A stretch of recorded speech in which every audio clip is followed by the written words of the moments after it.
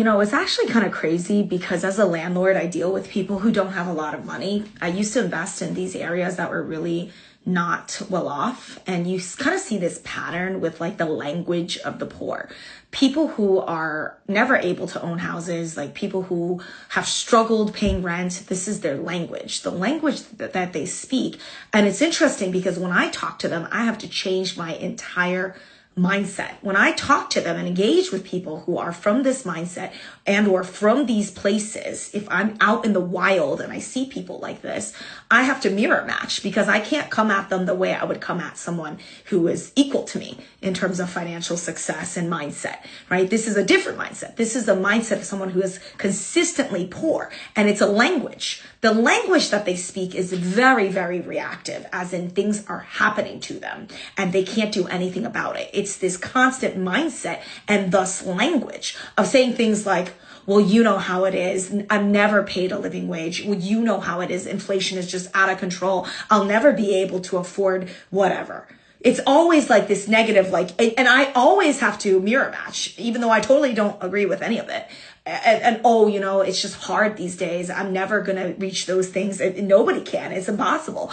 I literally have to totally. Yeah, no, I get it. Like, how could anyone survive in this current climate? I can't say the truth. I can't say the truth. Well, actually, here's what you can do. Well, actually, here's what you can do. Well, actually, this is what I can't be that person because that's not what they want to hear. They don't want solutions. Solutions are just more problems because it means that they actually have to take action and change the way that they think and the way that they act. It's much easier to just be consistently victimized because once you're a victim and you're really comfortable being a victim of your circumstances, that's your identity. That's your language. That's how you talk. Right? I see it all the time with job seekers, people that are angry at recruiters. I'm a recruiter by trade. And I see people all the time be like, well, recruiters never get back to you. And all the jobs are given to the immigrants. And all these H-1B holders are taking all the good jobs. Like, that's the language. That's the language of the have-nots.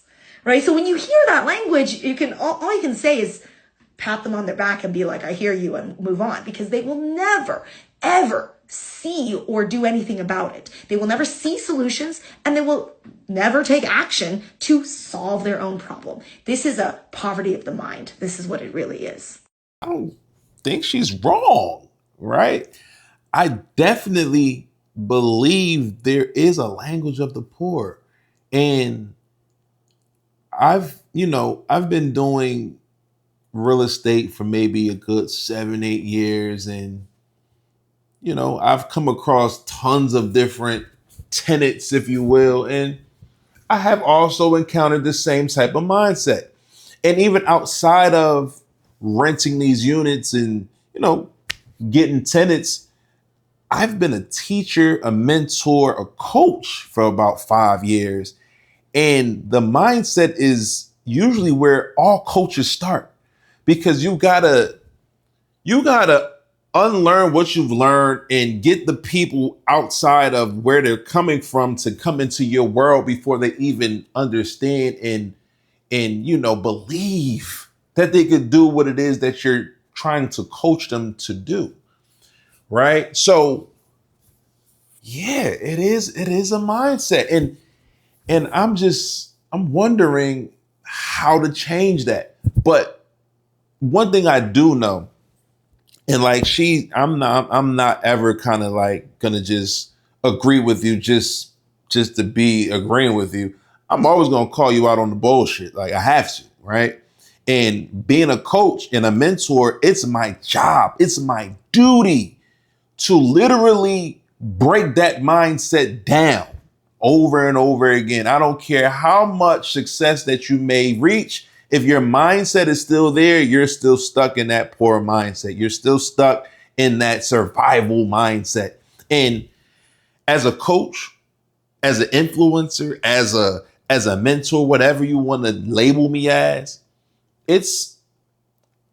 I'm doing you a disservice by not pulling you up on the bullshit, right? I have to let you know, like, listen, you don't need to be amongst the have-nots. You're not, listen, there's two options that you have every day you wake up. You could be mediocre or you could be great.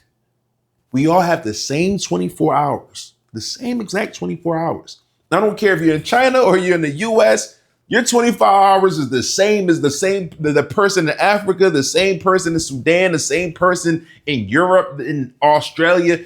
Our 24 hours are exactly the same. So for you to say that only certain people are successful in life and only certain things happen to certain people and only certain things benefit certain people, you're absolutely wrong. Because we were all born in the same manner, through the same channels, and we were put on the same earth, which were granted 24 hours a day to make the best of our situations. Yes, some people are born into better situations because their parents made better choices and their parents made better choices. So they're trickled down with a situation that's much better than those that have parents that didn't make those choices. Yes, without a doubt. But to sit here in America in this day and age and act as if you're being a victim of some sort of system that you can't escape, you're absolutely a fool. I'm sorry. I must say it. Hey, walking testimony, I literally come from nothing. Zero. My mom, my father, both Africans, not African Americans, Africans, meaning they're not from America. All right.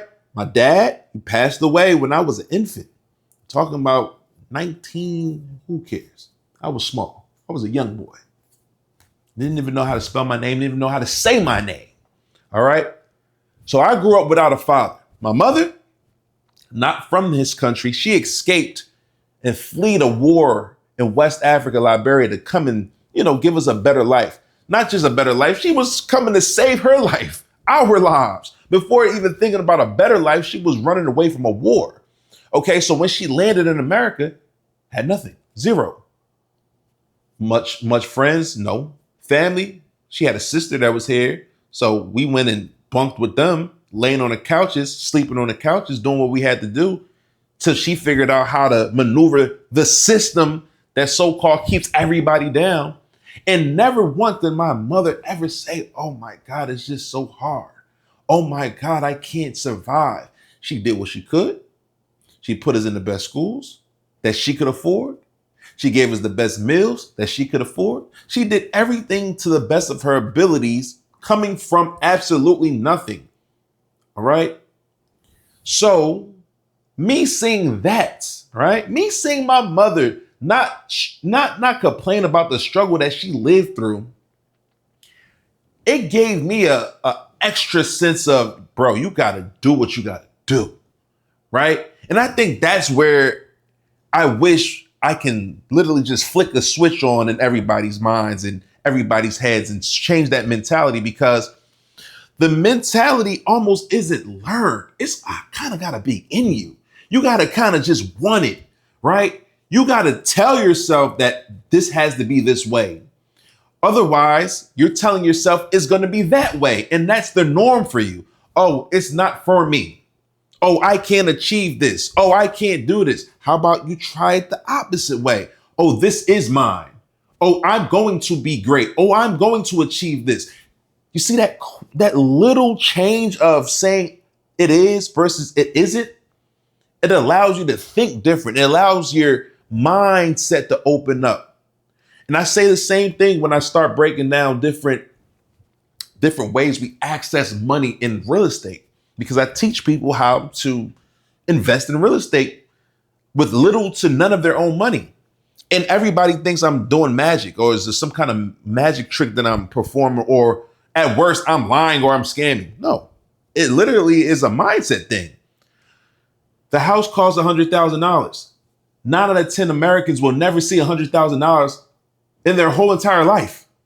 So most people ignore the opportunity to invest in $100,000 property. They just ignore it because they don't have the access to the money.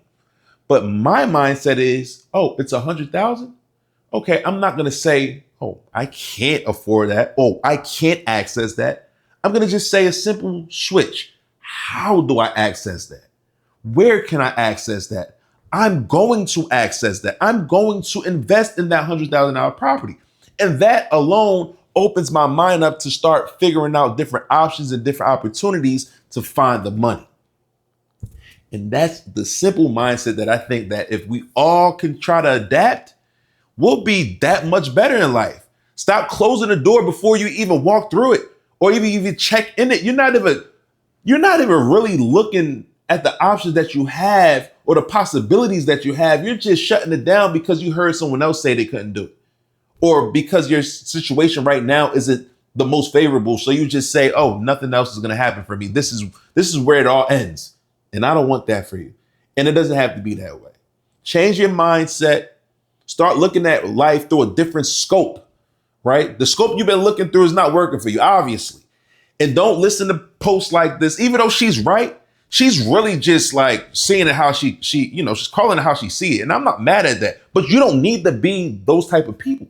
You can be on the other side where the grass is greener, life is better, money is not a concern because you've learned how to make money without trading all your time for it, and live the life that you truly want and desire, right? And I think that's what it is, man. My name is Prada Jones, and I like to rant. And hopefully you enjoy my rant sometimes. And that's what I got for you today. Let's get at it.